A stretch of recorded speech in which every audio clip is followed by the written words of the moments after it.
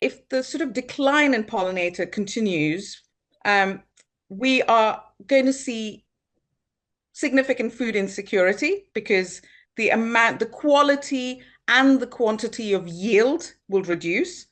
But also, pollination plays a huge role in the nutritious value. So micronutrients in the food are dependent on having good pollination. So not only will we have a reduction in the food quantity that we eat, the quality will also be seriously affected.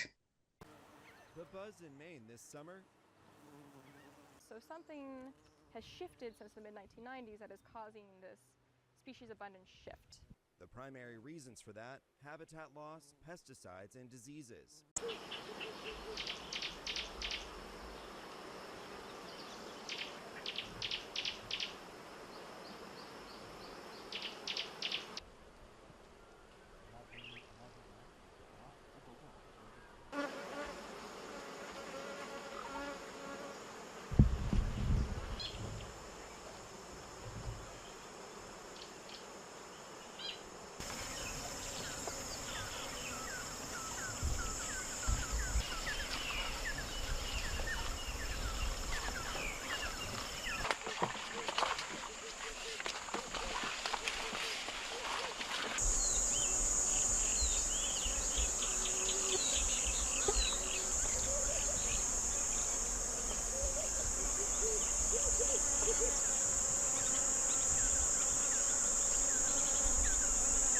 We talk about how pollution is a big issue, right?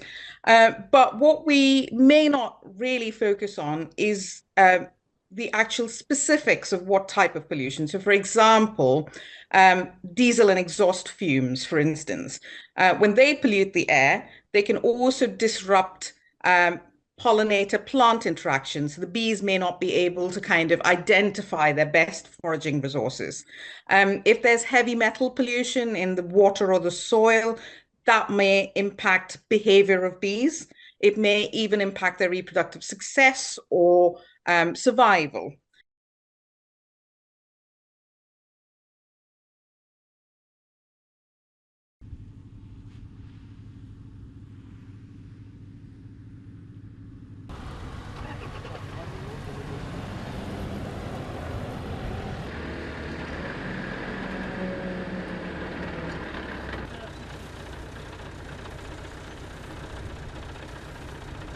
If we take war zones, for instance, let's take Ukraine as an example. Ukraine is a very sort of arable, rich country. I think they are particularly known for exporting sunflower and sunflower oil.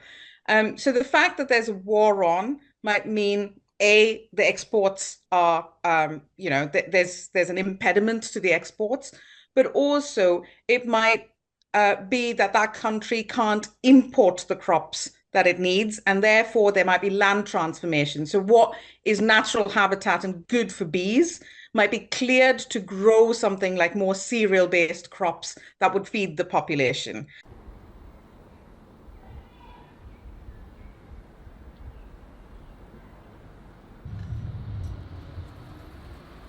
Show you what we're looking at here. So you can just see glinting in there the liquid honey that they're making and storing here.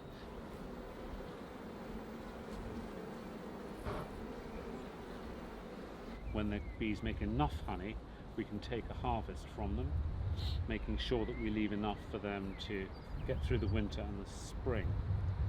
So this is just the beginning of the urban season, starting to make honey. I think we need stronger policies and regulations. We also can, I think, take advantage of lots of new and emerging technology that can help us monitor pollinator populations. So unless we know what's there and whether it's doing better or worse or at a status quo, unless we have those monitoring initiatives in place, we won't be able to know if something is declining.